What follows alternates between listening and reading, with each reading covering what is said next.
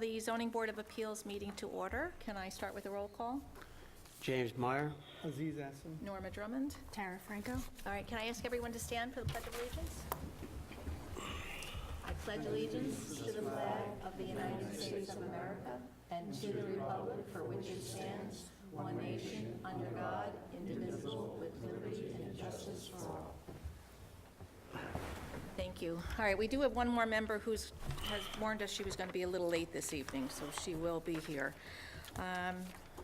Our next meetings are going to be Tuesday, June 27th, and Tuesday, July 25th. So if any of you are scheduled for a meeting, just, the sign that you'll have to put out front, or scheduled for a public hearing, we'll just want to make sure your date is appropriate and right on your sign. We have one set of minutes to approve from our last meeting, April 25th. Do I have a motion to approve those minutes as amended? So moved. No, second, whatever you want to go with. Which Pick one do you want? Whatever, sure. Either way, we said both. All in favor? Aye. Aye. And Lisa, again, the minutes were great. There was very, very few changes in them, so you did a great job. Okay, so there's one comment from Tara. So just to disclose that we've hired personally a engineering firm in town, Gillespie, to do some work for us. We just have to disclose to the board. Yes, but again, you have no financial interest No in the financial firm. interest in the firm, just So, and if there's any conflict, if you're still working with them when any of their projects come before the board, I'll recuse will you myself. recuse yourself? All right, good, thank you. All right, so with that being said, let me just explain how our meeting works. We first have one public hearing on this evening. This is a project that the board has had an opportunity to review already, so now we're looking for the neighbor comments on it. We then have 4 reviews. 2 of them we've seen already once, but there was a lot more information that we needed before we were ready to schedule them for public hearing, and then there are 2 new ones which we haven't seen. Tonight is not the opportunity for public comment on any of those 4 applications. At the appropriate time, the neighbors will be noticed, and we will look for comment at some future meeting.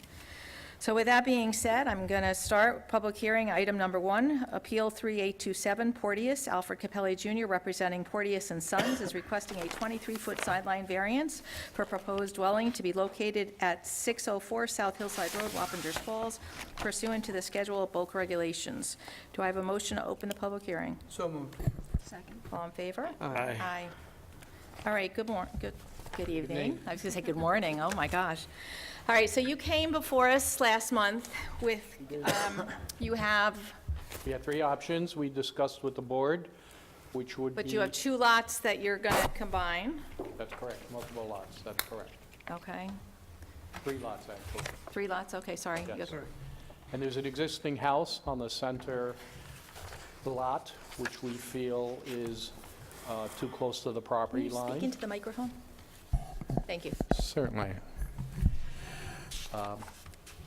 So again, our clients, they purchased the house with the 2 adjacent lots owned by the same person. They want to knock the house down and rebuild the house. We went out there to take a look at the house. Maybe it's not in the best location. Maybe we should move it. Maybe you put it in a better location also to suit a multitude of zoning issues as well. So in one of the options that we discussed last month, we decided that we could perhaps meet the setbacks on 3 of the sides. We're on a corner here with 3 roads, which makes it a little bit more difficult in terms of frontages and setbacks that we need, compounded by being alongside Hillside Lake Road, where we need, to be 100 feet away.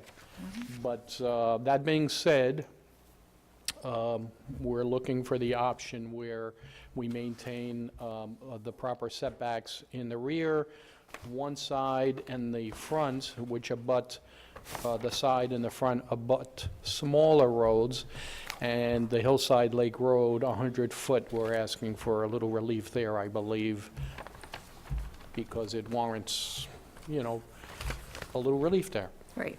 And our little plot plan reflects perhaps the size of a house, a little cape or modified cape that we're looking to build there to fit into the neighborhood.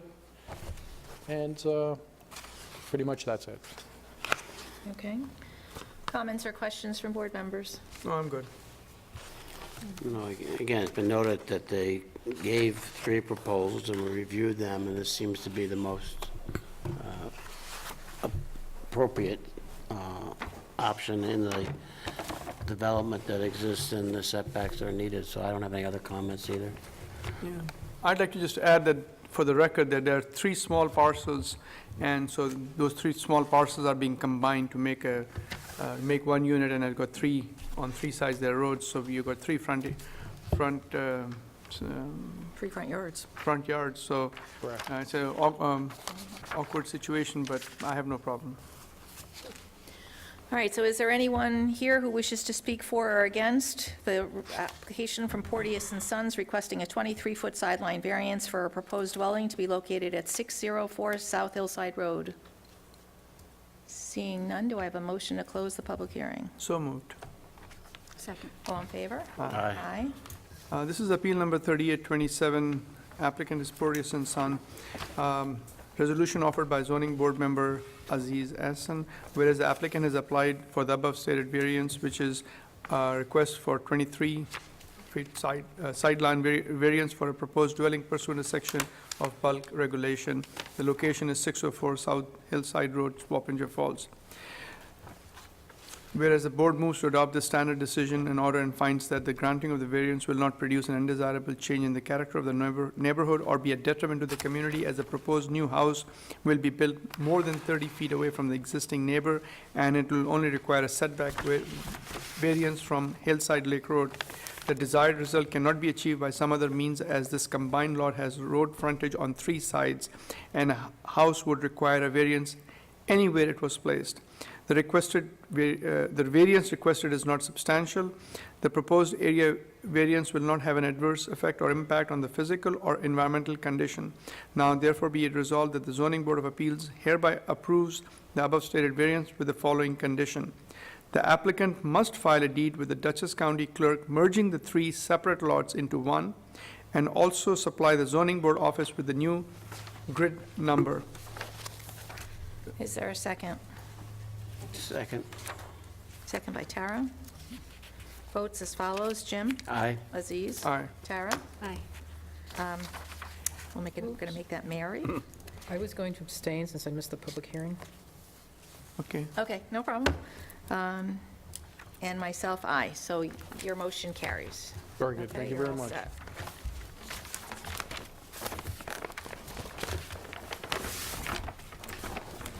All right, so again, that was our only public hearing this evening. There's not going to be public comment on any other applications this evening. So item number 2 is a review, Appeal 3829, DeRusso, John DeRusso, 3 Patricia Court, Hopewell Junction, requesting a 15-foot sideline variance for a proposed pool deck pursuant to the Schedule of Bulk Regulations. Is Mr. DeRusso here?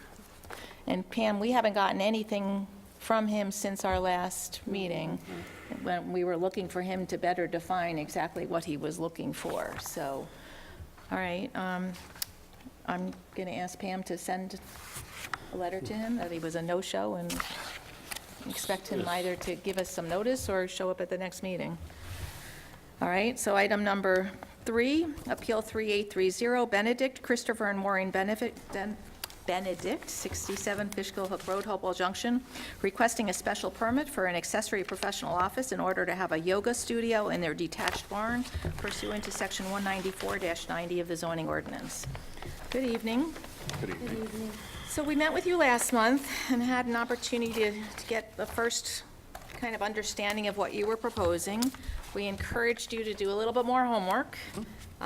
So I understand you have been in contact with the building department. Correct. So you now understand you need to have a bathroom in there, or a half bath at least, and potentially a water fountain.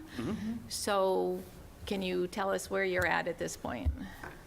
Well, we, as of our last meeting, we sent a letter to the board with just some more detail and put it in writing as opposed to us just verbally discussing it here, based on all the questions that the board had asked us. From there, we worked with the zoning department and the building department just to get an understanding of what were the minimal requirements. And Okay. they sent us, information about permits and all of that, but the basic requirements were to have a half bath and perhaps a water fountain. Okay. And we're going to So you're comply going to with have to that. expand your septic and, Yeah, we'll have to look into that a piece at a time. Okay. Once we know what we can do, then we'll see what that means to us, expanding our septic or putting in something separate. okay, and so after our discussion from last time, you still wish to pursue this? Yeah. Okay, so, just to refresh everybody's memory, we were talking about Mrs. Benedict, who actually teaches yoga instructors to be instructors. And so you're proposing that twice a day, potentially, you're going to be teaching, you're going to be holding these sessions where you're teaching these yoga instructors to be instructors, but they will have then class members present. So you could potentially have 8 to 10 to 12 people at any one given time in a class.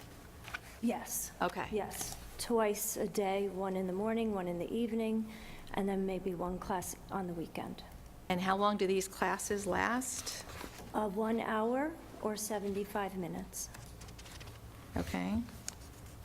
And so you're talking about a 550-foot section of your barn, or about a 1/3 of your barn? And you said you were talking about potentially having to add 8 parking spaces, which, again, normally when we see professional offices, we see, there's a reason the code says no more than 2 employees, because we don't want to be creating parking lots in residential areas. So, The reason we're approximating 8 spaces is, number one, we want to make sure people are off the street. We don't want people to park behind the house on the road. And we want it to be sufficient. If she has several teachers, or if the classes grow to, say, 10 people, we don't want to have a jumble of cars or have people parking in front of other folks' house on the street. We figure we get all the parkers off the street. okay. I guess I need to ask the question, why do you think it's appropriate to run this in a residential area, as opposed to having your studio, like most other yoga studios are, in a professional plaza or in some commercial space? Oh, well, the reason that I think it's different is that my mission is more to teach teachers, and that I will have classes that some of my students come to, and then, but as far as being generally open to the public, and open for retail, like many of the other studios that are in town, that are in strip malls, it's just got a little bit of a different, more intimate mission statement than a yoga studio that would be open to any walk-ins that would happen to drive by or stop for lunch and say, oh, there's a yoga studio there. It really wouldn't, it has a more intimate vibe than that, and I'm not really looking to have anyone who walks in off the street come in, but it would be much more of a specific clientele. And how do you expect or to anticipate that you're going to be identifying the students that would then participate in the classes that you'll teach your instructors at? Well, I'm part of a kind of an elite group of teachers in the Baptiste style of yoga and we're all over the world, but there aren't very many in this area. So through my website and my Facebook, it would really mostly be social media, Okay. maybe emails, but not really general out there advertising to the locals. And so, like, you're not going to be sticking signs in the ground and, No. again, we have to get all that out Yes. and make sure we're understanding, especially before your neighbors come in, if we agree to go to public hearing, they need to really understand exactly what they're going to be seeing and how their neighborhood is going to be impacted. Can you better explain for me how is the screening? Is any vegetation around where you're expecting the parking area to be? Yeah, Are the that- neighbors going to be seeing all these cars? That's a good question. That's a great question, because where we have, our property is pretty wide open, because it used to be the Cary Orchard, and then they developed the neighborhood behind us. So it's actually going to add to the beauty of the neighborhood, because the back of our barn is somewhat neglected. It's like a back corner that we don't really go to, so it'll be charming, it'll really integrate that back neighborhood with our original farmhouse, which really is the main, like, what started the neighborhood. So I'm kind of looking forward to bringing in pine trees and grasses and doing what we did to our home when we took it, and most of the neighbors, if you were to talk to them, feel that we've pretty much transformed our house from in the, 17 years that we've been there now. So I'm looking forward to like merging that part of my yard with what we've done, which is so beautiful on the Fishkill Hook Carry corner, to be on the Grove Court corner. And so I'm really looking forward to it. He doesn't want to know I got plans for vegetable garden and lavender fields and pine trees. So, yeah, so the one neighbor who is closest to us, we will definitely have a beautiful screen there. Okay, so again, we don't have a landscape plan, we don't have a layout that's really showing us. You're going to want to have that information for when your neighbors come in. They're going to want to know, why are we seeing a parking lot? Are we not going to see it? That's, I can anticipate right now, that's going to really come out from your neighbors. Sure, it's I mean, important. Wikipedia is a very special place in town, there's no question about it. It's very historic. People are not going to want to see multiple cars in an area where it just doesn't belong. Sure, and it's important to realize, just to reiterate, Right. that it's limited hours. A couple hours in the morning, a couple hours in the evening, and that's it. And maybe, a class or two on the weekend, an hour or two each day of the weekend, and that's it. So it'll be closed up. The lighting that we put in will be, how would I describe it? Sufficient, but I would say understated. We're not putting in big giant spotlights or anything like that that's going to cause a nuisance at night. All right, normally when the planning board would see a site plan, we would want to see the photometrics of any light to make sure that your light is not spilling off from your property onto your neighbor's property. So again, if you're adding lights, we should be aware of I that. understand that. I put in there, it's mostly low voltage lighting. It's attached to the building? Well, there will be, where the parking will be, there will be some low voltage, so it's not going to be very But like, bright. you're talking about solar lights along a pathway, or you're talking a light post? And then a couple on the building itself, a couple lanterns, and a That's- couple at the end that's by the fine. street, like Yeah. you would see on a driveway, nothing more than that. Okay, so again, a lamp post at all, or no? No. Okay, so you really are talking something like the pathway lighting that you see? Like you would have in your front yard. Okay. Same, we're treating it the same. It's not meant to scream to the masses. It's just meant to be a space for me to have for this reason. Because recognizing that 6 o'clock in the evening, that's one of your proposed class times, in the wintertime, obviously, it's going to be dark, so you will need appropriate lighting. Okay. Any other questions? Go ahead. You had in the last month, you had mentioned about weekend immersion, and I was under the impression that those weekend immersions were going to start Friday sometime and go through Saturday and Sunday, and it would be like 6 to 8 hours a day times, or maybe longer hours. So could you just elaborate on those immersion projects that you're thinking of, or the teaching that you're doing? Yeah, the teacher training, as opposed to the mentoring or the private mentoring program, would be a closed group of teachers, perhaps 6 teachers. And so in that case, it wouldn't, again, be open to the public. It wouldn't be cars moving in and out. They would be there for, say, 5 hours of training, and then they would go home. And the next day, they would come back for another 5 hours of training, and they would go home. And then that would maybe go once a month for 4 months, and then they would complete their 200-hour training. And then they would be off in their own worlds doing their own little yoga teacher training. And coming back to us and asking for permits for yoga studios in their homes. I think I'm pretty unique, though. I think most people want to have a yoga studio in a strip mall somewhere. I think I'm got an interesting little mission. The fact that you're actually teaching the yoga instructors puts you in a different place. I do understand that. Yeah. Personally, I am still concerned, but Yeah, you're certainly addressing some of my issues. Yeah, I think we're going to need, from my point of view, also some more about that. You sort of touched on it, it's going to be more intimate. I don't think, my impression is a big concern about the teaching part, is how much is it going to be open to the public, and how much are we going from a professional teaching venture to a yoga studio? And I don't know whether it's appropriate to put that much of a commercial yoga studio in a residential setting. And we gotta, I think, have some sort of idea what kind of constraints are gonna be applied here. So if the yoga studio constraints would be, what would make it different is that it would be open for classes much limited than a typical yoga studio in a mall would be, or a plaza, where one class in the morning, that would be open to students, yoga students, and one class in the evening is pretty much unheard of. So, that's what makes it really very different. A yoga studio in a mall would be open for probably 6 classes a day, and as opposed to Last month, you 2. told us that the yoga studios generally only open for their specific classes. Correct, and They're they not usually generally open have. all the time. So you're Right. saying something different this No, I'm saying time. exactly the same thing I said before. They would have 2 classes in the morning, a lunchtime class, and 2 classes in the evening, which would amount to 5 or 6 classes in the day. Okay. As opposed to 2 classes in the day. So no, it's not.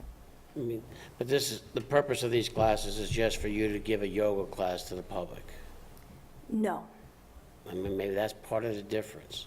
right. If is this part of the teaching of teachers exercise or protocol? Yeah, it's twofold.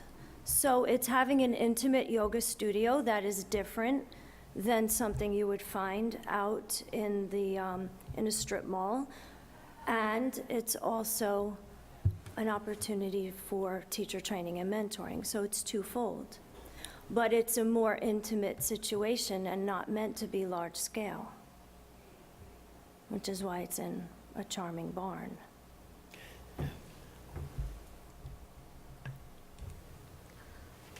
You know, but when you think of that intimate scale, I start thinking of the wellness center up in Rhinebeck, which is not necessarily, I mean, it's a very intimate setting, but it's a commercial enterprise. And I could see where you would want some sort of classes and sort of like student teaching type thing. But that's a concern as to whether it's going to be open up, how much of it's just a commercial enterprise. I mean, that's just something that has to, probably I have to think about more, and how that fits within the statute of a professional office. And what would then make this special permit potentially so unique that we wouldn't be getting other yoga studio requests? Yeah. Because, Let me ask a question, if I may, a hypothetical. So what if she was a dentist and wanted to set up a dental office there? There'd be sufficiently greater numbers of people coming throughout the day, every day. than- not necessarily, because then you'd only be having one client come at a time,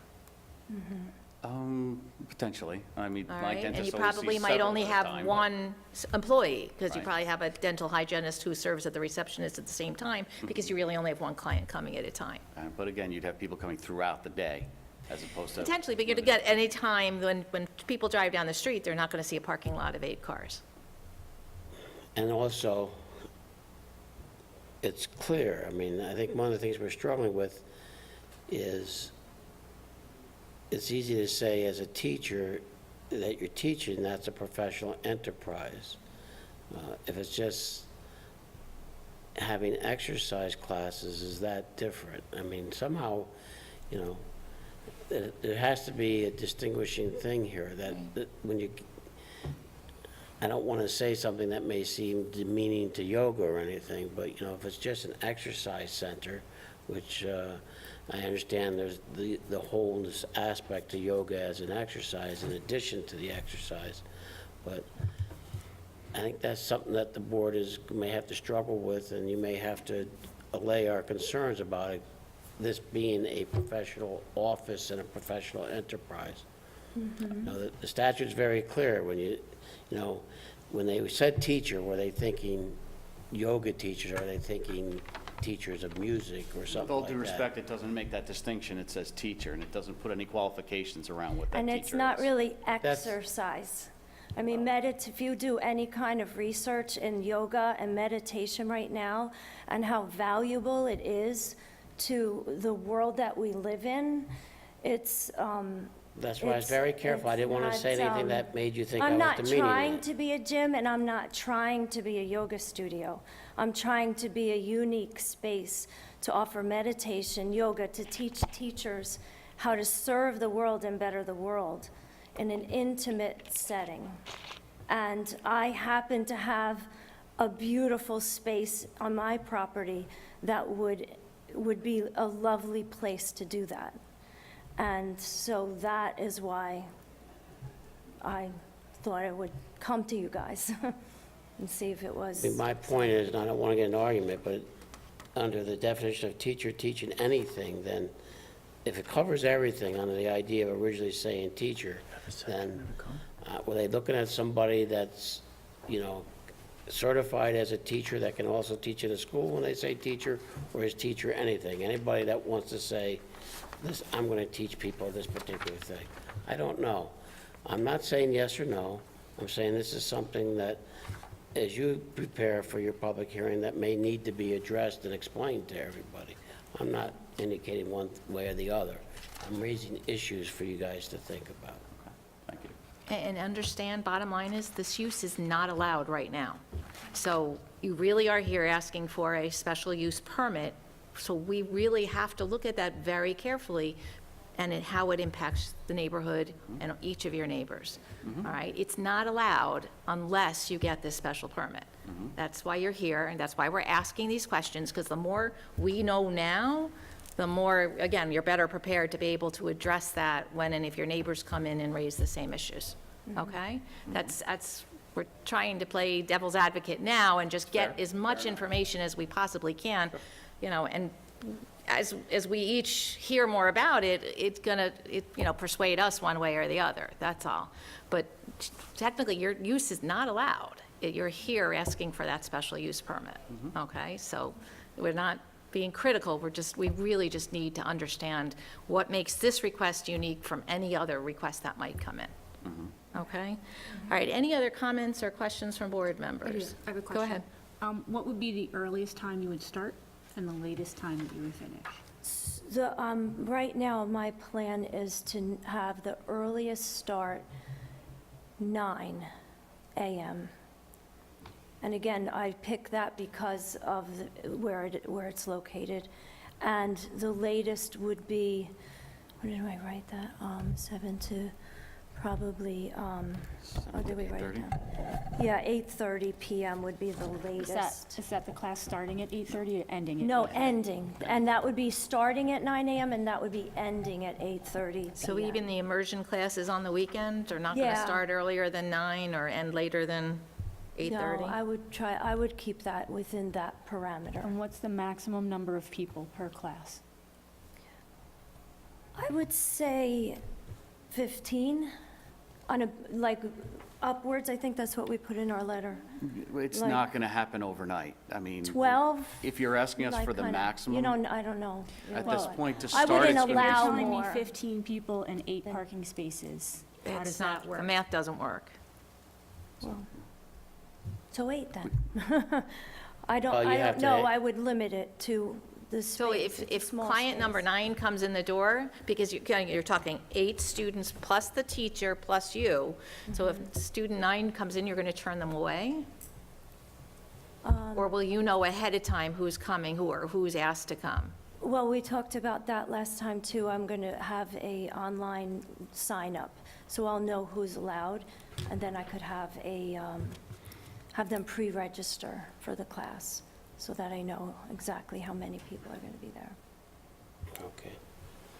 But, so 8 parking spaces plus your teacher and plus you, so again, when client number 9, and I Well, don't I wanna won't use that, park oh my in that God. parking place, because it's You'll my walk to home. the house. And I would park in my driveway and my garage, because this is a whole nother part of my yard.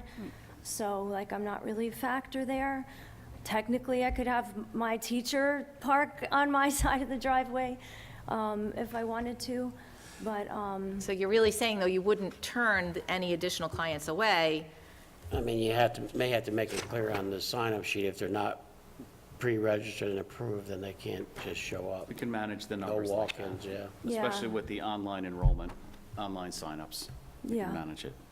I have several friends that sell out their yoga studios and have to have a waiting list and sign-up sheets. Which, again, raises some concern for us that at some point, because you have a unique method or a unique practice, that you are going to be oversubscribed, and you are going to be asked to expand your classes, and And then if that happens, then I go to another space. Then I go and I find a space somewhere in a more commercial district, and then I take it from that point. But right now, that's not my mission. That mission may be 10 years down the line, but currently, that's not my mission. Okay. anything else? One thing that I was looking at your map, you're opening up a separate entrance to the barn, potentially keeping your house entrance separate from your barn entrance for this particular project. Do you plan to get a new mailbox or new address so that the professional component of your business is separate from your personal business, or will the same address will be used? I don't think you can have two addresses for one property, No, because they were separate, fully but functional. they're not, it's one lot. Okay. One lot has one address. Okay. They'll have a second driveway, Okay, second curb cut, but they're only going to, each Okay. property can only have one address. okay, one address, okay, no, because there's, But you're right, when they plug it in your GPS, it's going to take them to your driveway, your real driveway, and not the barn driveway. Exactly. I actually thought of that, too. But yeah, it wouldn't have a different address. It would just, Okay. they'd have to, again, it's going to be an intimate group of people, and strangers aren't really going to be able to find it even if they wanted to. So I'll have to direct them. It'll be on your website, yeah. I mean, yeah, just to say that your address is Fishkill Hook Road, but the entrance to this property is from Grove Court, Right. Correct. basically, okay. No, because that was something that I was wondering if you're gonna have a separate mail system for delivery and commercial, because this is being commercialized in one sense, I mean, So I'm going to recommend that we hear from their neighbors. that's fine, So do I have a motion to schedule this for public hearing? so moved. Second. All in favor? Aye. All right, so Pam will give you your instructions for your sign. Okay. You're going to need one on each side of the property, yes, you're going to need 3 signs, Okay. all right? Could they put two, one at one corner, one at the other corners, or? Each street Road needs, frontage on 3 roads. yeah. Oh, yeah, I know They three they need roads. 3 One on signs. Oh, 3 signs, okay, 3 Yeah. signs. I got three, you know, you got a, Fishkill, Hook, Cary, and Grove. yeah, Right. three, on 3 Okay. different roads. And I'm sorry, we forgot to mention, we did notify our neighbors. We sent them a nice note with an overview as to what we're planning and that we were engaged with the Okay. building department and the All zoning right. board. So they'll have at least Hopefully that. you can answer their questions ahead of time. Put our but- phone number, they can call us with questions, so hopefully we can. Okay, so Pam will give you your instructions, and then we'll see you next month. Terrific, thank you very Thank you, much. appreciate it. Have a Okay. good evening. All right, item number 4, Appeal 3831 Brooks. Mark Olson, representing Arthur Brooks, 10 Leonard Place, Hopewell Junction, is requesting a 9-foot sideline variance for an existing air conditioner condenser pursuant to Section 194-17 of the zoning ordinance. Good evening. Good evening. Mark Olson with Olson and Partners. My client was in front of you several years ago. He was planning some improvements to the house. He acquired a side yard setback. During that work, he placed a air conditioning condenser on that same side of the house, placing it next to the house because it was further away from his neighbor. Lo and behold, he didn't realize what the requirements were. So the condenser's in place. There's been some complaint from the neighbor as far as sound. But as I said, it's further away from their house. What you're saying is if you put it where it really belongs, It would be closer to it's the actually house. closer to the neighbor's house. Correct. Given the Just because- configuration of the lot and where your neighbor's house is. Right, because my client's house is in front of the neighbor's house, and if it went in the backyard, it would be right next to them.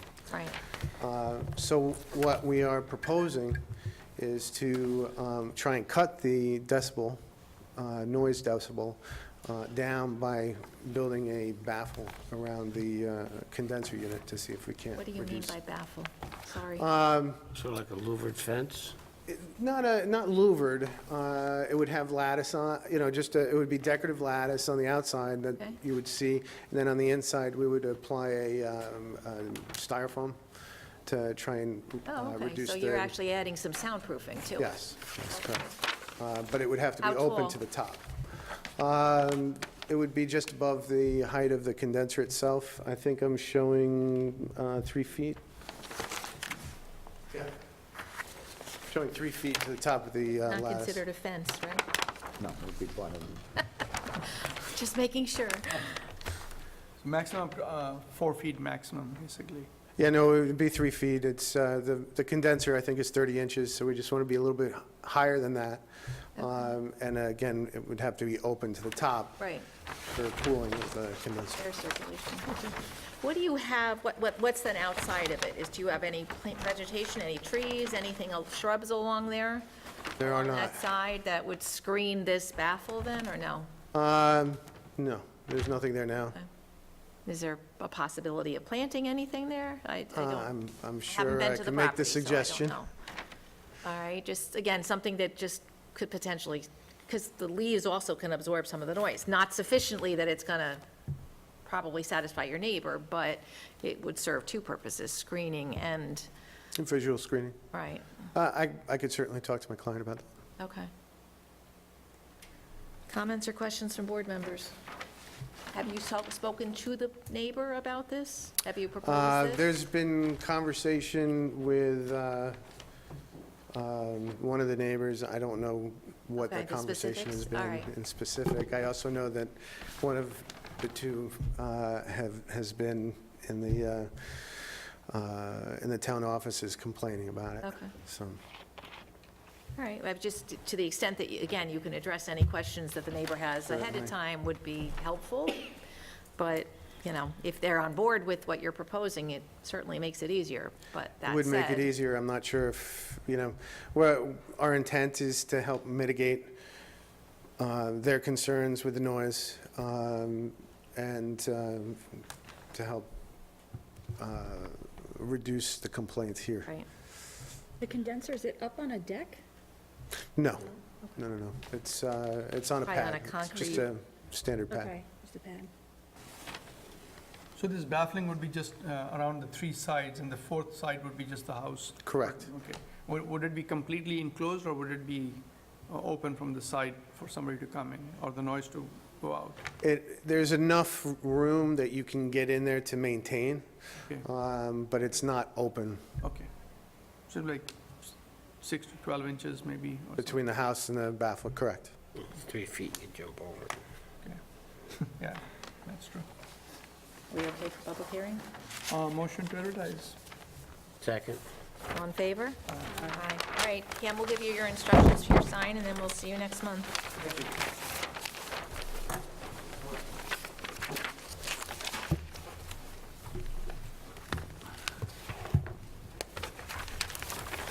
And I guess you know you're next. Item number 5, Appeal 3832, East Fishkill Solar LLC, Cutting and Fader LLP, representing East Fishkill Solar LLC, are requesting a use variance for a proposed community solar facility to be located at 28 Helen Road rear, Hopewell Junction, which is in an R1 zoning district pursuant to Section 194-16 of the zoning ordinance. Property is in the ownership of Frank Paul and Eileen Doherty. All right, Good good evening. So evening. this is the first that we're seeing this. This Yes. is frankly probably the first solar farm that we are seeing. So if you don't mind, take us through it.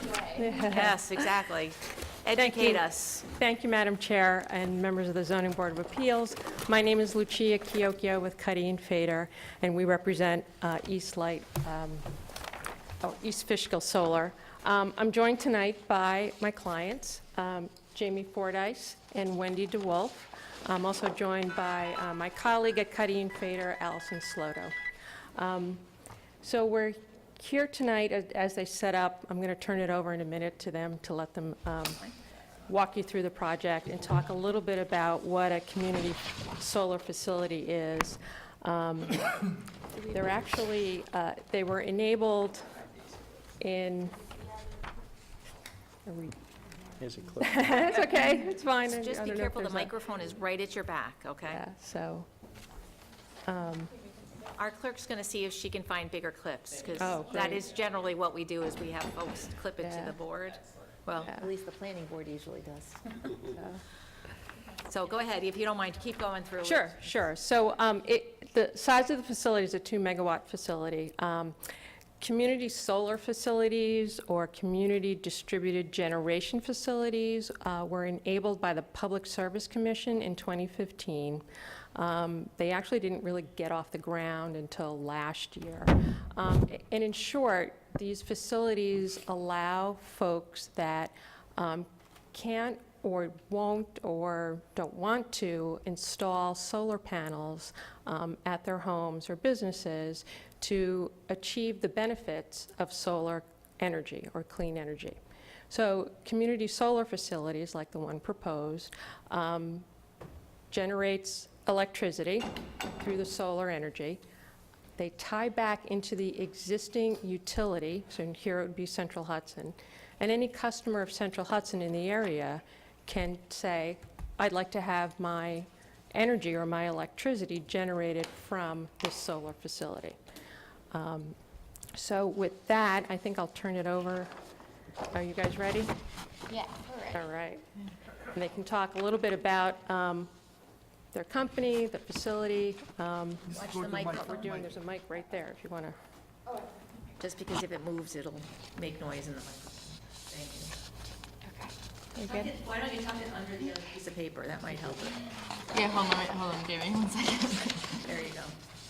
That should be enough. All right. Hopefully that'll help after all. Thank you, yes. Well, thank you for having us here tonight. My name is Wendy DeWolf, and this is Jamie Fordyce, and we are Eastlight Partners, which is the company developing the East Fishkill Solar Project. So it's a project affiliate. Can you speak a little louder for the mic? Yeah, and probably to the extent that you could, Mike, can they hold the mic? Oh, there you go. Thank you. Thank you. We are a renewable energy company Much based better. in Boston and New York, and we are focused solely on solar facilities and storage facilities in the Northeast. We are particularly focused on developing projects that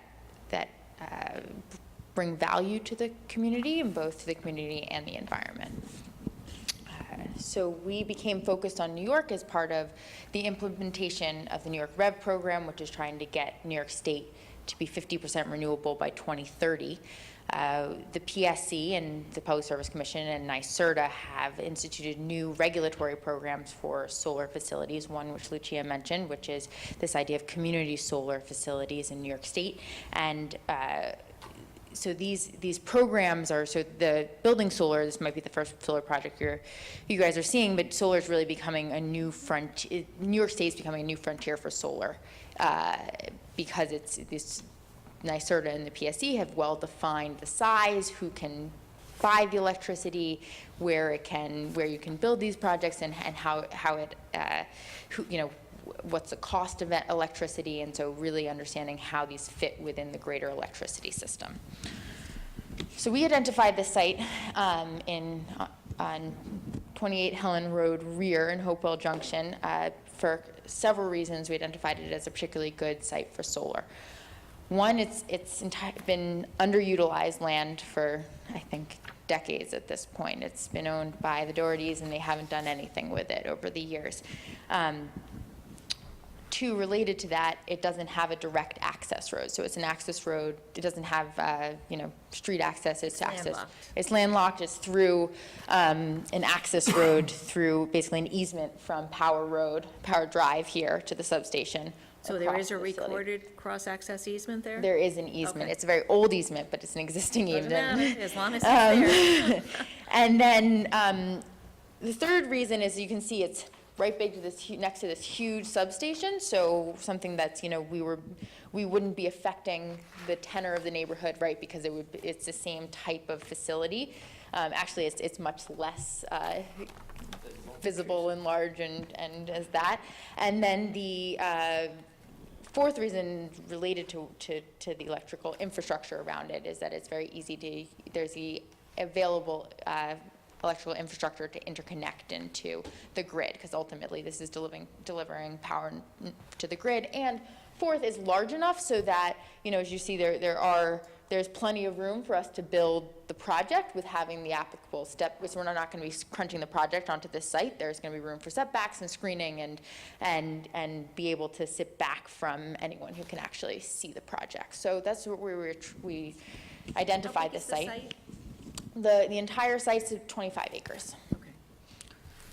And then, as the, the final importance to us of this site is it's important, we decided to do it as a community shared solar facility so that we could add not only public utility infrastructure to the community and provide clean and low-cost power to East Fishkill, because this typically in community shared solar and in solar facilities, you provide the energy at a discounted rate compared to the Central Hudson rate.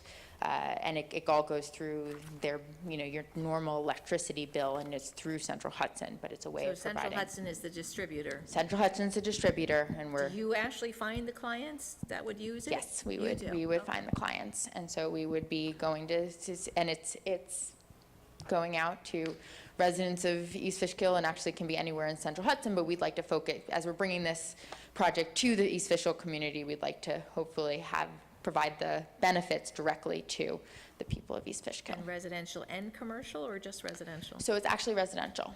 It can be. Just residential? Okay. We can have a commercial anchor. So basically, the way that the PSC, does that mean? I'll explain. The way that the program works is that there's 40% of the energy that the facility produces can go to one off-taker. So usually we would see that as the anchor. Previous projects, we might consider approaching the town of East Fishkill and see if for their facilities they might be interested in doing that, or a big commercial, or slightly small. It's not that large amount of energy that's being produced by it. Then the other 60% would have to be in small residential increments. And that's how, and these are all rules that are defined by NYSERDA and the PSC. Okay, good. And you plan to use all 25 acres for this project? So if you look at the site plan, which we have in a big version as well, and you also have in your packet, we're not, and we're using precisely the 25 acres. Partially, we're keeping ample setback from the wetlands. We have about 300 feet from the wetlands here, so you can see that yeah. So approximately how many acres out of 25 acres are you using? So this here is about 14 acres. Oh, so you're using 14 acres? And the rest is where we're leaving. So this will be the area of disturbance, and because this is, so right now there are about 40-foot trees right here, and because solar facilities need to be facing south, so we actually don't need to disturb any of that screening. Can you actually define the limits of disturbance on your? Yes, it is defined, I believe. It is, okay. The approximate clearing limits Got it, okay. are on the boundary there. Like this line. And then it says, and then there's an extra 20-foot clearing to fence line use, so that's it. There we go. Just curious, on the She's gonna color answer it. picture by your shoulder, So I get my. is that, Yeah. Teacher's that. This one? yeah, were your This figures? we brought in as an example of what the project looks like. So this is a project that we built in, this one's in Dartmouth, Oh, I thought it was. Massachusetts. Yeah, I Just thought it also was for a- context of size, this one is going to be over 3 times larger than the project we would be building on this site, so. Well, I thought it a lot related to what you larger. were doing now, so I was trying to figure. No, it but out. sometimes it's new when, solar is new and you've never seen it. It's kind of like, how high does it go and what does it actually look like? And so we wanted to bring pictures. This is also a diagram of a solar panel, but it really is just poles that go into the ground. It's very little land disturbance. And then you kind of lay a panel on top. Tell me about the ground. What is, I understand there's wetlands back there. It seems like that area is relatively flat. For folks to understand, it's behind Joe's Dairy Barn, Yeah. so it is relatively flat in that area, but I do understand there are some wetlands in the area. Are you So- disturbing any of the No, wetlands? Okay. no. So the wetlands are here. We're building up. That's why you're not using the other 11 acres. That's right, because we don't want to disturb the wetlands there. So there's obviously the 100-foot setback, I think we have about 300. It's labeled on the site plan. How high are the panels? Like, I know About that there's a 8 feet. diagram there, but, yeah. On the highest edge, And they're Vary more- a little bit with the grade, but Okay. typically the highest edge is going to be about 8 feet. And what's the probable useful life? How long do they usually, 20 years. 20 years? Mhm. And the at other thing, but yeah, go I'm ahead. sorry, and at the end of the 20-year cycle, you either replace them or remove them? Is that- Yes. How often do you remove them? You may not have gone through 20 years yet. So, actually, we wouldn't remove them after 20 years for the fact that they have if we were able to extend, what we actually They are were going to still buy this property. But yes, if it's still functioning. Usually, so we have other projects that have 40-year leases, actually, that last, these panels can last for a very, very long time. Okay, but bottom line is, what we can be concerned about is, at some point, are you abandoning them? No. And we're just going to be left with this collection of useless we would- panels left on 14 acres of land? No, No. we would. And how do we get that assurance? Yeah. Do you put some kind of bond up? What do you do that gives us some assurance that you leasing the land, which is what I'm So presuming, are you actually, buying the we're actually land? gonna What are you buy the doing? land. You're going to buy the land? So in Okay. that case, it becomes a decommissioning plan is how it's often put down, is may or may not be relevant in this case, since we're buying the property, so we will be. Is their approval for the specific project required from the PSC? For this specific project, so it goes through an interconnection process it goes through Central Hudson. Because So, of the utilities? Mhm, Okay. but that's, So when you say decommissioning plan, does that include provision for removal if they're not being utilized? And typically. Or is it just a disconnect? So the decommissioning plan is not with the utility. It would be, let's say, if we were leasing the land It would be with the property owner. landowner and say that we promise, this is our plan and this is, what we're going to do with it. So that'd be part of the lease. So I guess that's what we're still asking the question then. What is the assurance? I mean, in getting the approvals from the utility and anything, there's nothing in that process which mandates you to have a decommissioning plan. No. So, And again, this lot is landlocked, so it's potential reuse. At some point, you may just say, we're just walking away from it because it's landlocked, there's no other use on it. That's what we'd be concerned about. So. Clearly, if we were going to try to resell the land, though, let's say at the end of its life, right, if 20, 30 years, if we're trying to resell the land, we'd want to remove the panels before, we'd be owning it, right? So it was not like we'd be walking away That from the would be lease. with any structure that's placed on property. If the owner walks away from it, what happens with it?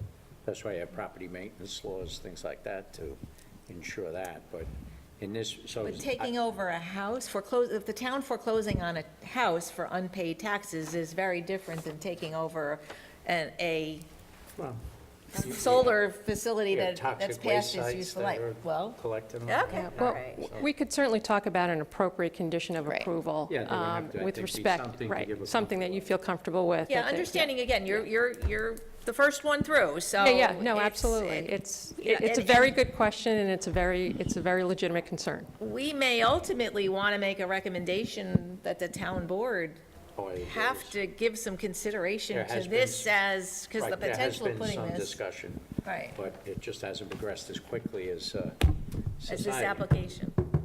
Okay, what happens if one of the panels there's a tornado that blows through and a panel gets destroyed, is there any contamination? I'm thinking environmentally, is there, something that leaks out, goes into the ground, contamination? No. The risk Just- of contamination is very low. There's plenty of studies which people have tried to break these things and run water through them and look at the outflow, and we could bring some of that. Understanding that some of the questions I'm asking are just to get the information out there. Absolutely. Okay? So, all right, so the risk and how sturdy are they? I mean, does a hurricane lift them up and, No, they're very, very sturdy, and Okay. obviously they're engineered never, right? We'll kind of test the soil, understand where we're replacing them, and engineer so that they're very so they can sturdy. cover wind speeds up to, 120 miles an hour. 120 I mean, okay, that's great to That's know. not necessarily the panel Right. spec, that's the racking spec. Good. And so typically, this is subject to design standards from an engineering point of view, and typically they're rated for, I think it's a More category likely to have to 2. get a building permit, and then they would Yeah. wind loads and everything are part of the building code, so. Certainly. But Rick may never have seen anything like this before, so Right, we bring in understanding. experts. Exactly, understanding what he's got to then understand, Sure. expect to look for. Okay. Yeah, we can certainly provide racking specs and a list of the standards that the racking needs to adhere to, So engineering standards. looking at the aerial that you're showing us, the closest house is right there. What are they going to see? So we walked the site today, and we observed these trees, which are roughly 40 feet in height. So the panels Which being, means, what kind of trees are they? they looked like pines, white pines. I mean, so, some evergreen. I'm not a botanist, but Because pines can, have a lifespan of whatever it is. Sure. And at some point, those 40-foot trees are not going to be there anymore, so. sure, absolutely. And we'd be happy, again, going to choose one, we'd be happy to put a condition to always keep that, to always keep that That's what we're planted looking for. landscape. Okay. That we think is totally appropriate. Also, it's worth pointing out that this is, the solar facility as it's designed is going to stop before the house. Right, So good. it's not even going to be, it's going to be it's not going to be visible from all parts of the property. Okay. Right. But that person living in that house is going to see trees. They're not going to see any panels? So right now, they're very tall trees. We think that, there could potentially see through some of the trees at a certain angle. So maybe we would need to plant some kind of shorter trees to buffer a little bit. What I'm getting at is, do the panels have a glare? Do they have any kind of that when somebody looks out, they're like, oh my God, it's what's back there, Well, two things about that. One is they're going to be facing this Facing the other way. way. They're going to be facing the other way, so we'll just see The backside. the backside of racking. And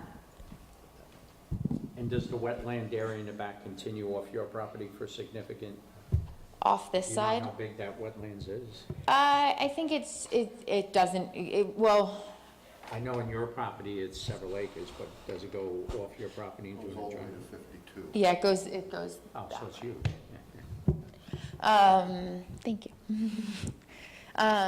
So he'll be seeing the backs of panels. The other thing is there is no glare. I mean, these are designed, right, to absorb energy, not to reflect the sunlight, so it really is, it doesn't have glare. Most panels today are treated with an anti-reflective coating, so you could consider the glare. You can consider the glare less than that, which you would see off a residential window, certainly, and I think it's comparable to. I don't have the comparator. No, Exactly, but it's less than still water, I'll say. Well, yeah, if the pond's behind you, you're going to Yeah. see glare at some Yeah, point in the day. absolutely. Talk to me about fire.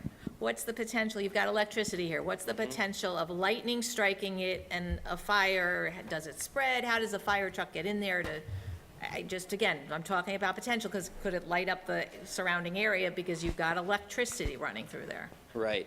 So, first of all, we are going to have access to the site through that deeded easement, right? So that will be an available route of ingress for any emergency services. Okay. The fire concerns associated with solar are typically greater for rooftop arrays than they are for Potential electrocution and yeah, everything else, absolutely, and the understood. fact that you have insulation immediately underneath the electrical equipment. But in this case, you've got lines that are feeding electricity into a power plant, so, Sure, but everything will be That's why- grounded. I mean, all throughout, the racking has integrated grounding, so that you have protection and various, everything's built to NEC so there's, code. in essence, the equivalent of a ground fault interrupter or something like that. If something happens to one panel, it stops with that one panel? There's a Continuously firewall throughout or the something? racking. Okay, Yes. good. Now, do these Other panels questions? rotate as the sun is moving? Or This particular array, we've not designed, those are called trackers. This is going to be a fixed tilt array. And so the answer is no, so, yeah. How many hours of the day do you anticipate this time of year? Okay. Uh-huh. How many hours of the day do you anticipate you're going to get full sun on here? Most of the day? Well, yeah, I mean, production is a function of the the angle sun. of No, incidence, understood. right? So we have peak production typically between 11 and 3, and then outside of those hours, we're getting less production. And so, our considerations with respect to adjacent vegetation is sort of with that in mind. We want to ensure that, we can deal with some early morning and late afternoon shading, but we want to make sure that during the peak hours of the day, we have full production. Okay. And Yeah. of the 60% of the power that, at least, that has to be available to residential customers, Uh-huh. what's your sense of how many homes that translates to? I don't know if I have that number off the top of my head. I can do that quick math. Ask another question, I'll do that quick math. Yeah. Well, I think Sorry, a I 2 didn't megawatt. hear what you said. She said, ask another question. We need to do some math? Get back to you. So we have to think another question. We can confirm these numbers. My understanding Sure. is a 2 megawatt facility serves about 300 residential customers. Is that right? Or am That's I- correct, but if you're going to Okay. net out the Right, the so if you 40%, got- so take 60% of I'm not 300. sure there's any one anchor in that area Yeah. that 60% of might 300. benefit, maybe Stewart, I That'll don't be, know. 180 or something. Too bad we There you can't go. push it But down the- but to the a anchor small- doesn't have to be in Hopewell Junction. No. The anchor could be, let's say, Vassar Hospital up there, that could pick up, be the Absolutely. anchor for you Right. guys. Anyone who's served by Central Hudson. Or we have Fishkill Plains Elementary School right down the road. Yeah, I mean, they have to take up 40% of the capacity, so, yeah, Well, Wapanger up School to. District, Wapanger School District could be a potential Yeah, anchor, it could yeah. be a potential. There's Great. an elementary school that's got Yeah, Have you, 6 or 7, I don't know what 600 the kids in megawatts it, are. so, yeah. So it could Yeah, be a great. With the potential. nuclear plant. do you have similar projects close by? What's the closest one? So, because as New York is kind of a new market for solar, we have early stage projects that are nearby. We've been actually talking with the town of Saugerties for about a year or so now, and we won an RFP in their town, and we're going to be building a project on their landfill.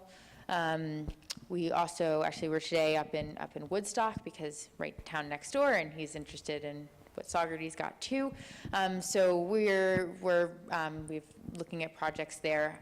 We also have been talking with Central Hudson in particular about areas that of their utility area that are particularly, the infrastructure is, so interestingly about solar, back up a second, is it can actually strengthen the grid because it's providing power at peak times when the grid might not, could use some relief. And so there are certain substations in Central Hudson that we've been looking at in particular to try to help us kind of locate our projects in a place that it actually helps the utility and the communities it's providing power to. The only thing, Of which, actually, this substation is one, is worth mentioning, the, Are there any other substations in East Fishkill? no, it's just the one this one's connecting to. the one thing I recommend to the board, I think if you were going to go forward, is that we would refer them to the Fire Advisory Board for comments. The only concern I would have is the access. And in conjunction with that, you may want to consider having the plan submitted to the town engineer for his review, only because this is a unique project in that it doesn't go to the planning board for the normal Right, site plan review.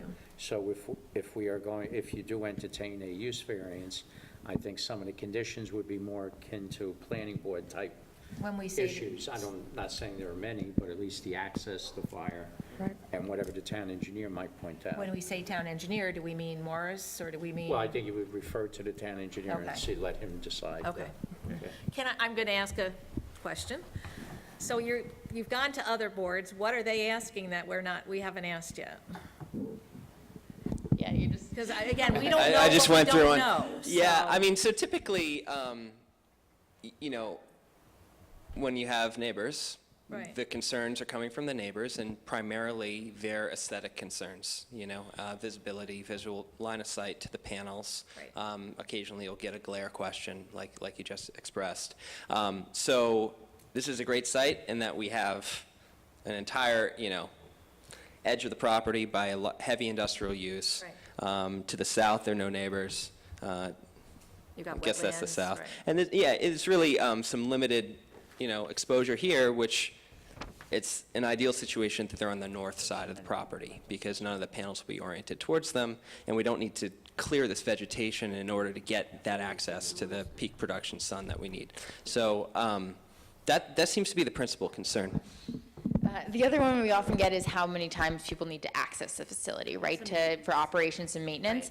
And these facilities are actually kind of amazing because they require almost no operations and maintenance. It's basically once or twice a year, someone comes out, checks it's everything okay. It's, one man driving in his truck as opposed to, these panels don't get cleaned, they just sit there for 20 years and quietly and don't disturb anyone. So there's really not much.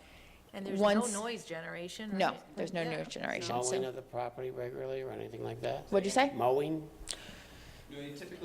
You'll typically plant with a low-growth grass, any areas that are disturbed. So, occasionally on the quarterly checks or the biannual maintenance, you'll monitor to see if there's vegetation that's grown up and is either, interfering with or getting close to an electrical connection or interfering with the lower edge of the panel. But typically you can replant with a local low-growth, slow growth seed, and it'll be okay. So I assume then, based on that, there's no stormwater issues that we would have to. Right, exactly. Yeah, there's very little disturbance, as That'd be noted, right. something the town engineer would weigh in Right. on.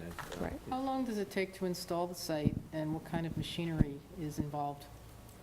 So the construction period is typically 3 to 4 months, right? There's some mobilization at the front end, and on the back end, typically, we're waiting for the utility to come and do a witness test. So, but the actual construction, civil construction of the site can be anywhere from, 8 weeks to 16 weeks conservatively on a larger project. And then primarily it's people out there. The most intensive machinery on the site is that which drives the piles in. So we didn't describe the racking system, but you have basically a monopile going down. It's roughly 4 inches. It's kind of a T-bar, and it's engineered by our racking manufacturer the depth at which it's driven. That's engineered based on the soil conditions and whether they hit any ledge, whether various spots along the. Have you done the array. borings yet? No. That's typically something done later in the process. I mean, we can look at desktop analysis of the soils and make sure that we have a reasonable understanding of what to plan from an engineering point of view. But we want to get through our entitlements first. What about, not for nothing, if kids wandered in there and they touched panels, or they, I don't have a sense. I understand firefighters are concerned about panels on roof because of the possibility of electrocution. So if kids wander in there, what happens? So there will be a fence, obviously. That's required by NEC code. Around the entire? Around the entire array. How high? I believe it's a 6-foot fence. Could be, we've built 7-foot fences and other, but that's an NEC code requirement, so National Electric Code that we comply with. So we'd have to include that in the. Okay. Okay. Did I say a magic word? Because you're in a residential zone. Yeah, you're so- about 4 feet in the front. Sure. There's no structure, so we'll take care of it. I see, okay. If we get the use variance, we'll work that. Understood. I think the National Electric Code was recently updated requiring at least 7 feet. Is that right? Yeah, Yeah. I think with another solar application, that was something that came up because we were talking about whether a variance was needed for the height. But it was a National Electric Code That's right. requirement right? Okay. For the very reason that you said, just to protect the equipment, so. Yeah, so obviously, we'll have our design engineer, pull together a full set of plans before, and come before the building official We before. answer all the I think, questions, and if yeah. the board granted this, Yeah. it would be all-inclusive, and there's no need to come back if you forget. Sure, But understood, again, understood. keep going, if the kids do get in there, by Yep. hook or crook, they do get in there, what happens? So there's no live wire, right? It's all conduit, and the fastenings into the panel are, plastic on plastic with, Because again, you're told, said they're grounded, so. sure, they're grounded, and so, that would be part of our typical maintenance regime, is going in and checking the connections and checking all of the cabling throughout the site to ensure that because frankly, if there is exposure, we'll see losses, and from our remote monitoring, which is concerned about the production off the system, we'll know on not quite a panel by something panel kind of off. level, but a string by string level where we have exposure, and it'll be in our interest to go in and fix that. I mean, I imagine it's maybe even less dangerous than somebody that puts their meter out by the street that's building the house, not on the house or on the house. Maybe, not being an electrician, I don't really want to make a representation of what's more dangerous than the other, but 220 volts of AC coming in. This goes in as DC, direct current? so the panels are all wired as DC, and then they combine to an inverter, which converts it to AC, and then ultimately it's coming out through a step-up transformer to the voltage on the street. Does the converter have a buzz? The inverters do have some noise. I'm not going to say they have no noise, but it's, Well, we have a noise ordinance also that will have to be considered. sure, and I think we'd feel pretty comfortable that. But that would be against the utility property that's already there? Two things would be, Yeah. actually would be where it's located, the interconnection. There we go. So the interconnection to the utility is here, all the way in the back edge of the property. Mm-hmm. So it's, the distribution line runs through here, so it's actually could not be further away possible from any houses. Is the distribution line underground? No, No. it's above ground. So does it make a buzz that can be heard for several blocks out, or? No. Okay. No, I mean, we can provide you Reading, information on the decibels if you want, but it's almost negligible. No, for example, when you're near a powerhouse, sometimes you hear some kind of a noise, and I don't know where the Sure. noise is coming from, but, so I Sure. was wondering, From the transformer. yeah, I mean, Yeah, that- typically. But if you have an inverter up there, then maybe is that, transforming from DC to AC, is that generating enough noise that people, that it Will is, hear it. would be They're going to hearing? give us the decibels and show it complies with the noise ordinance, so. Happy to do that, yeah. Okay. I think the short answer is no, but we're happy to provide the backup information to that. Probably similar to getting the photometrics, you probably can give us the decibel readings throughout the site, right? Sure, What you absolutely. would expect them to be. Absolutely. Of particular interest is, again, that closest house. What are they gonna? Understood. What are they gonna see? What are they Yep. gonna hear? They're gonna be, whoever they are gonna be, I'm sure, interested in how will they be potentially impacted. Sure. And one of the things that we want to make sure is, because this is the first project, we make sure that we thoroughly vet out every issue. Understood. So that if somebody else comes, they have to meet that standard or higher. Sure, that's fine. Talk about the access road along those lines.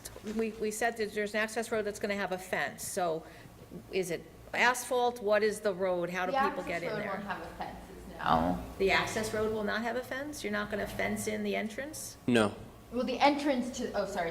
Oh, the entrance to the facility. Yeah, Yeah, the yeah. entrance to the facility. Sure. Okay. The road itself is not going to be like fences on each side. I guess that's how I was interpreting no, your no. question. No, the road is the entrance. Access to the Sure. property. Yeah. Where we are here is that the site access is about here. This is an old rail tracks, defunct Metro North tracks that are no longer in use. There is a trail here, which is probably, it's car size now, but we would need to improve it with gravel. It would be a gravel road. We'd probably need to widen it a little bit, just so that we can make sure that the trucks bringing the equipment in would be able to make it through. And that goes to Power Drive. So any trucks coming through would come up Power Drive, come across, we'd have to, this improved access road over the rail tracks to the site. Okay. And just, when you're standing at this part of the site, which is where our we would lay out the materials, you cannot see any houses whatsoever. Would you have a shed or some kind of a building up there also? No, Is the access road through the site going to be paved? no, Gravel? gravel. Do you normally, as part of your regular operations, plow the entrance drive to the fence, or how often does somebody have to access these fields? That's a good question. Typically, It's for the fire eater. yeah, typically our maintenance plan would be quarterly, so we would plow in anticipation of those quarterly visits. But, I just don't know how that impacts emergency services. sure, a valid point. Yeah, so, we could certainly live with a requirement to keep clear. Yeah. And I'm assuming there's no lighting in there, within the... No lighting. Loads of power. Yeah, there's a ton of power. That's the valuable part. It's a good use of the property, honestly. It is, but let's, you heard us talk before about a special use permit. And Yep. this is not an allowed use Understood. without that permit. So Right. what would make this site, this is use variance, okay, so what's the, why does this property have no value without this use? That would be the. Yeah, and I think, Yeah, I think it's sorry, my yeah, turn to talk. So, That's in the presentation. But my bottom line is, again, our role would be to say no, because it's just not allowed. So convince us why this site is so unique, and I get, the landlocked part of it, and the fact that nobody sees it, and near the substation really, really helps. But I'm sure there's other 25-acre lots in the town where they could be considering this, so what makes this different? well, I think without getting into too much detail of our analysis, one thing that makes this very different, it's proximity to the substation. Correct, It's yes. really critical that you have that ability to interconnect with the substation, or else this doesn't work. It just doesn't work. And we did, and I won't go through in too much detail because it is in our submission, but we did provide a few different theories for your consideration. So the traditional use variance theory, and we analyzed the 4 statutory factors. With respect to the lack of reasonable return, you talked about being landlocked and, years that this property could not be developed. Pursuant to Town Law 280A, a building permit cannot be issued for a building unless the property has access on an official map, a street on an official map. And that's not the case here. And for that reason, there really is no reasonable return for any of the uses in the residential zoning district for this property.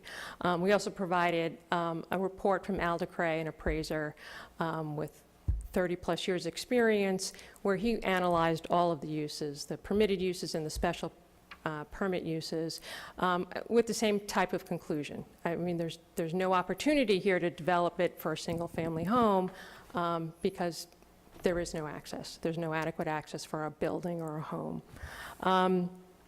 With So respect to you're saying, the... though, that the easement itself that gives you access is not an access? Actually, according to Town Law 280A, access through an easement or right-of-way does not satisfy that requirement of town law, which personally I think is pretty harsh, but the law's the law.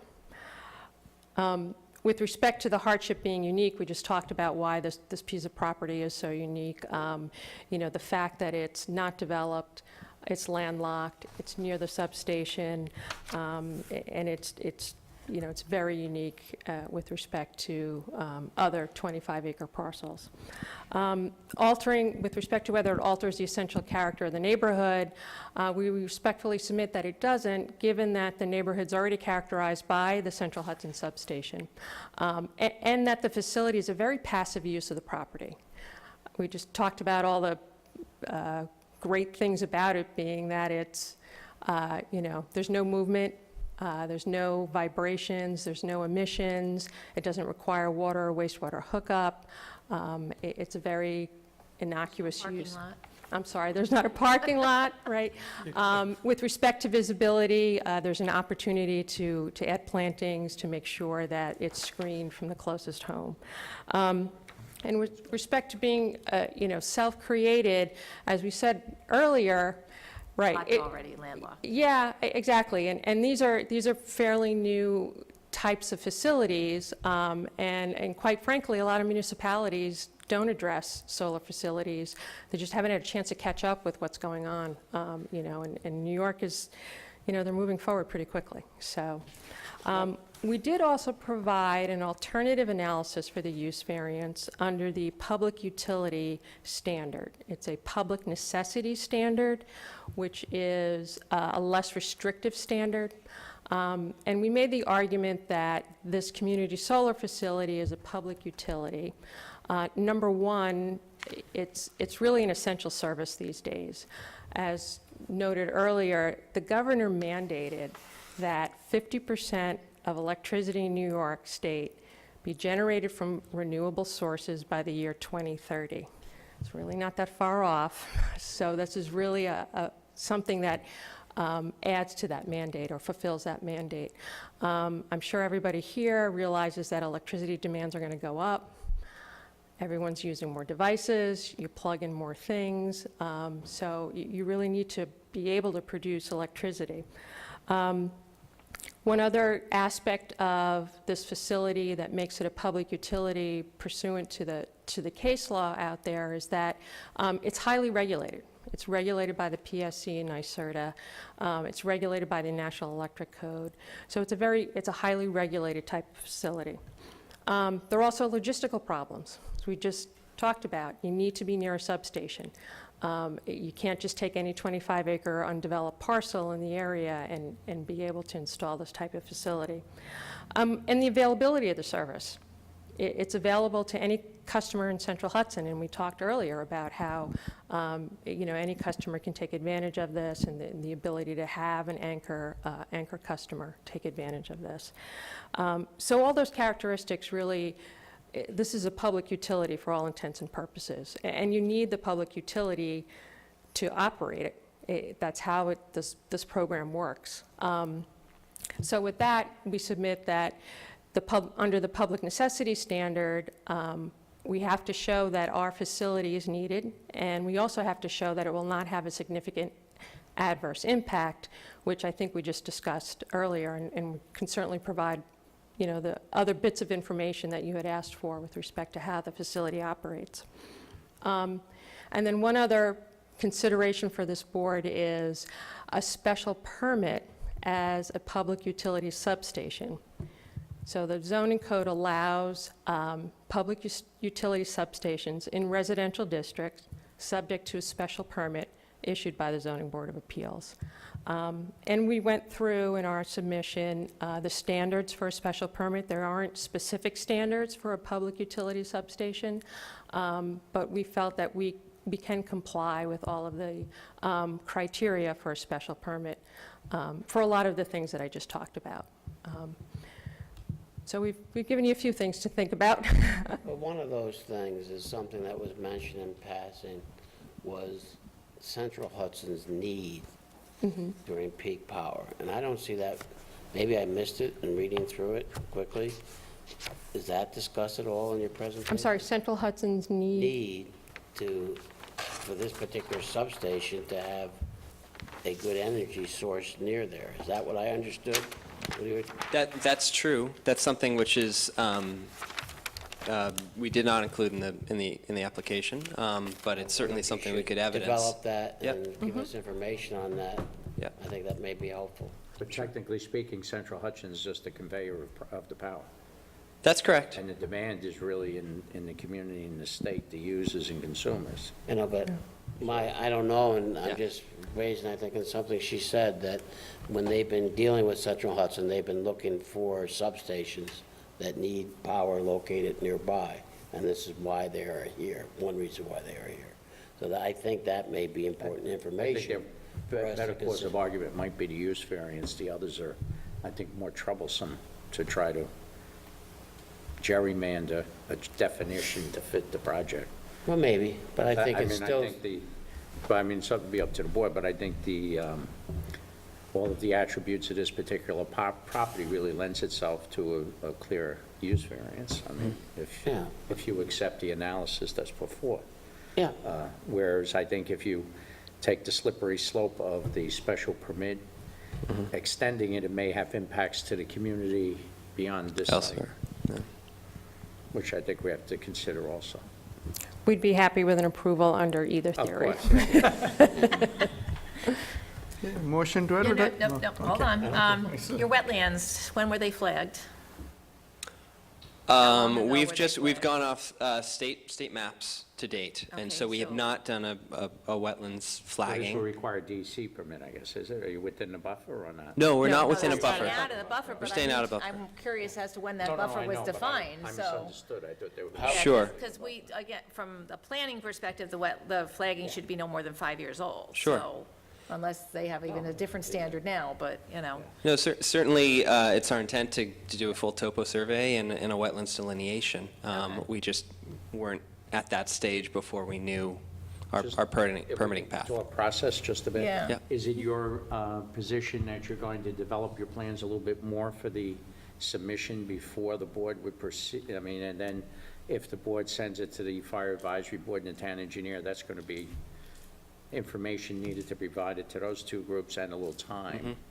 I don't know what your intent was, just to, Well, we can certainly, whatever the board feels more comfortable with. If you'd like us to develop more information, and I think it'd be a good idea to get input from the fire advisory board and perhaps the town engineer to present to the board, so that you feel like we've crossed the Well, in T's doing and that, dotted the just I's. thinking and schedule the public hearing, you may Right. not want to typically Yeah, no. do it next month. You may Right, need- right. No, I understand what you're I don't saying. want to hold you up. Let me but- speak to that a little bit. So these would be the drawings typically in other projects that we do, this is a level of drawings that we would present to a public hearing or a town board. In terms of when we're doing the survey and that type of information, it's basically construction preparation. So it's right when, it's right before the building permit. So if that's, I don't think we need the level of a building permit plan, but maybe something, the next step of this, that would answer the question about the boundary of the wetland. So the boundary of the wetland is currently on this map as it is given by Well, it might be DEC. that if you But meet how with the- old is it? the technical- That's- Well, if they meet with the planner and engineer, they Right. really figure that all out. Okay, but so the planner is going to be important, too. You've definitely got to. Typically, at this point, we would rely on, until we knew that we could move forward with the development of the site, we would wait to do the full wetlands delineation Yeah, you rely on publicly and rely on available public information. That's fine. So before the public hearing, we would, typically not do that. Yeah, again, I would rather like to see, again, we could have multiple public hearing. Let's see what the public has to say. Because in parallel, you can be working with the fire commissioner, working with the engineer, working with the planner. You can do all four of these things in parallel. But again, I'd like to hear what the public has to say on this Except project. we don't want to invite the public in Without without enough information. for enough them. information to answer at least some of the questions that were raised tonight. Otherwise, we're just going to have questions and no answers, which doesn't bode well sometimes Okay. with the public, right? Fine. Has anybody done any kind of review of habitat in there? Are there any endangered species in there? I mean, you're near wetlands. Are we bog turtles, Indiana bats? What do we have in there? Indiana Neck bats. deck also. Yeah, so So, Yeah. there's a lot more information that we're still looking for. I think conceptually, I don't. So again, we did with publicly available information we worked with. We reached out to the National Heritage Program, the New York Heritage Program to get information on species. Nothing was specific to the site. And we also, we provided with a long form EAF, so that should have Correct. a lot of the, at least beginning answers to that I question. forgot, I didn't hear, are there any tree cuttings? So yes, so as you can see kind of on this map, this is what the property looks like. So trees, shrubs more than trees, but there will be trees removed. I mean, as you can see on the plan, So do you basically know if those there's, 14 acres. Indiana bat? So my understanding about the Indiana bat, so right now, no, I do not know for sure that there's Indiana bat. I know that there's Indiana But you bat. won't be working within the prohibited time period? Exactly.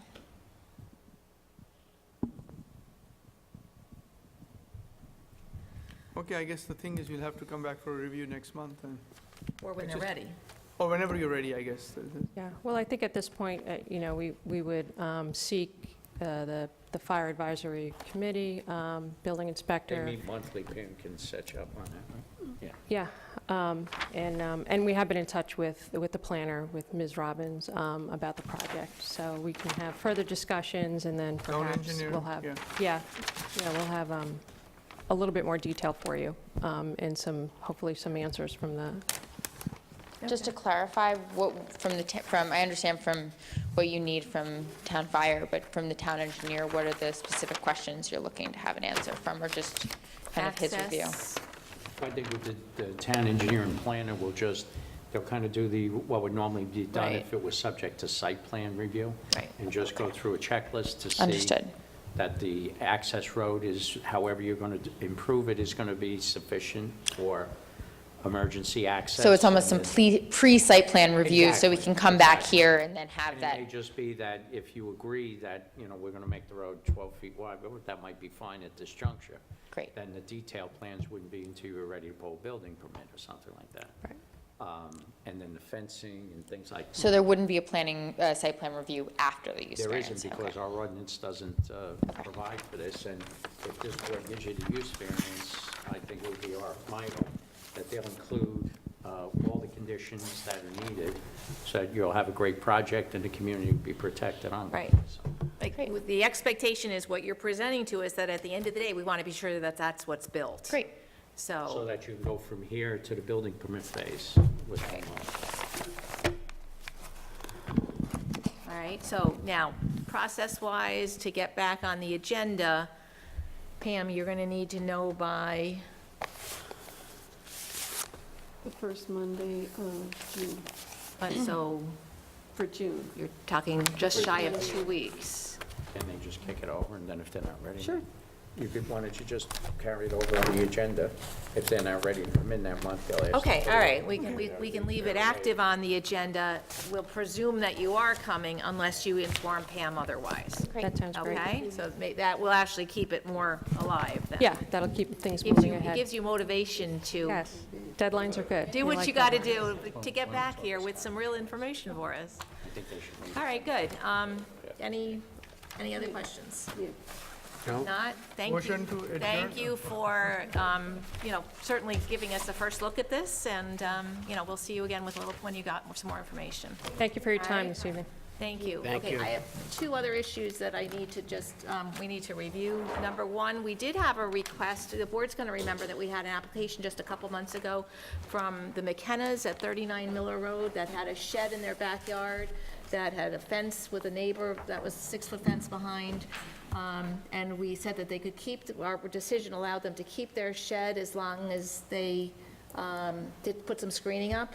They did go to Sabelico's, and Sabelico's came out and reviewed the property. They said that there are so many root balls on the hill behind them where the shed is that it's impossible to plant the arborvitaes there without bringing in 100 cubic yards of topsoil to be able to terrace enough without having to dig out all those root balls. So the expense associated with that ran into the thousands of dollars. They also determined that, again, because of the root balls, moving the fence wasn't possible, so they're actually going to cut the back fence down. My understanding, at least, is they're going to cut the back fence down to 4 feet. But there was a question about, it was not a condition, but we acknowledged that they stated that they were going to do screening. So I just want to be sure that the board has no concern if, in fact, because of the conditions of the property, they cannot. As long as we didn't make it a It was, condition. I can assure you, it was not a condition. It was recognized in the first, well, not really in a whereas, it was in the first review, or the first standard that we review. So it was recognized as a statement of the applicant that they were going to put in screening. Oh, I see. That was it. So I wanted to inform you of that, and if there were any concerns, whether we need them to come back or anything like that. As long as they've acted in good faith, I don't have a problem. I I agree. I personally agree with you. You know, they had us, as actually information, a slip from Sabelico, so it was clear to me that they had gone there. Pam had multiple conversations with them, because I had a landscape architect look at it. He's the one that recommended the terracing. They went back to Sabelico's. Sabelico's came back with the estimate of how much topsoil they were gonna need. So they really did go above and beyond in terms of trying to accommodate the possibility of doing And landscape. that information is now in the file regarding? Yes. Okay. Okay, so that's number one. And number two, Mary also just needed to make a disclosure. Yes, I have hired Mike Gillespie's firm to evaluate the structural integrity of my deck for accommodation of a hot tub. So I'm in process with that job right now. Hope you enjoy it. Thank you. Full with the permit. Oh, I haven't filled out the permit yet, but I will. As soon as I have But all she my- knows she needs a permit. Yes. All right, so with that, do I have a motion to adjourn? Yes. Motion. Second? All in favor? Aye. Thank you.